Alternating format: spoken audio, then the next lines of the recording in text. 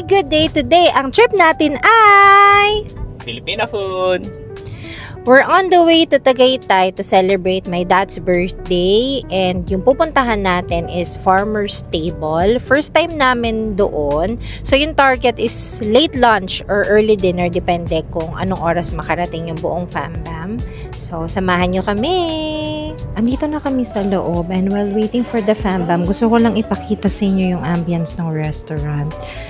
Super konti ng tao. Actually, yung iba, may mga nakasabay kami pero mga pauwi na sila. Ayan, super peaceful ng place. Tapos ang dami pang mga tables eh. Meron pa nga dun eh, sa area na yon. Tapos meron ding area kung saan ka pwedeng bumili ng mga pasalubong. Maulan lang, pero very peaceful and cozy yung place. Ito yung likodan na part. Makikita nyo may swimming pool pa doon. Hindi naman na tayo magpupunta doon, pero ayan lang, pakita lang natin yung paligid. Kukunti lang yung tao, and we're still waiting for the fam-bam before tayo mag-order ng food. And let's just appreciate the place. Yan. We're loving the vibe here. We're still waiting for the fam-bam.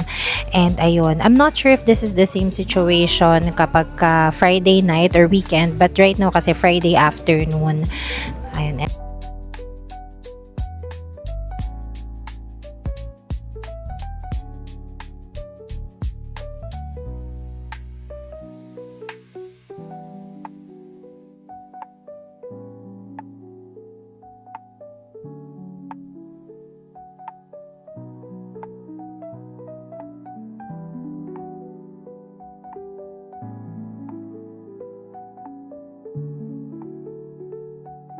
Yun, so nag-order na kami ng food and we're still waiting for the fam-bam. And while waiting, hubby, what can you say about the place?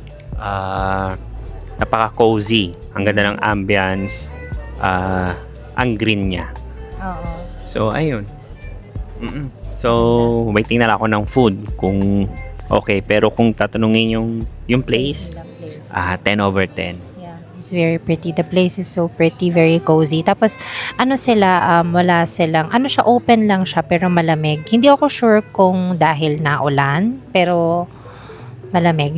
Ayun. This is crispy cauliflower. And this is our bulalo. And as you can see, parang hindi mawala yung init niya. Ayan, naka-butane pa siya. Bongga. Very good. Next dish is pinakbet. And then we got 2 giant pork belly na dun sa kabilang table yung isa. 2 platters of rice. And then winner fried chicken. And their famous laing. Happy birthday to you. Happy birthday, happy birthday, happy birthday to you. Happy birthday, Dada! Okay, thank you po. Thank you. Thank you, sir.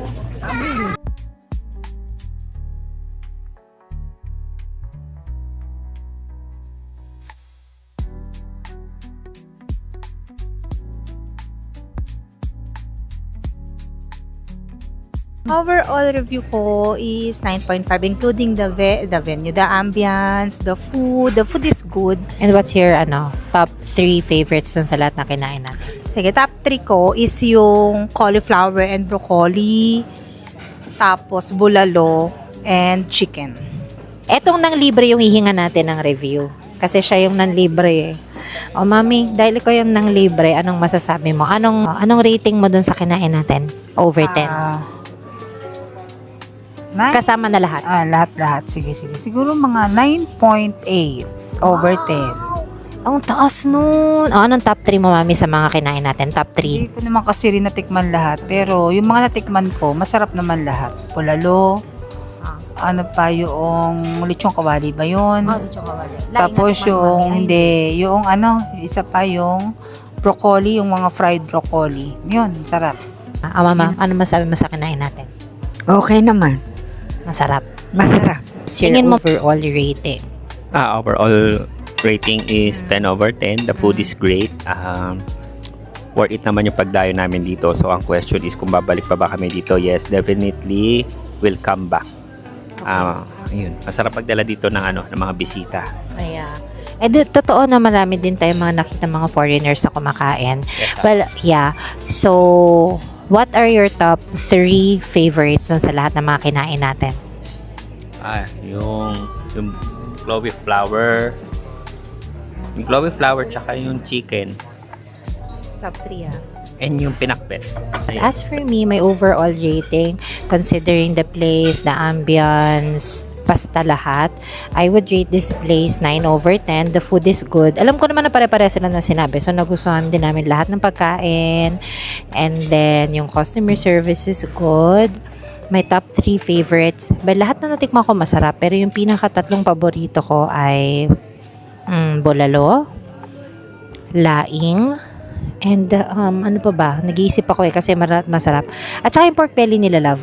Masarap. Malambot yung pinaka-meat. So, ayun, natuloy na natin dito sa sasakyan kasi meron pa tayong susunod na pupuntahan. So, pakita rin natin yung, yung bill na binayaran natin is nasa 6,000 plus. And, kami, 8 adults and 2 kids. So, yun. Kayo na yung mag-judge kung okay na yung 8,000, kung okay na yung 6,000 plus for 8 adults and 2 kids. But yeah, thanks to mom and dad dahil si mommy at si daddy yung nagbayad ng dinner natin. And that's pretty much it. And yun, thank you so much for watching. Until our next food trip. Bye-bye. Si Lola Mama nandun. Bye! Bye-bye.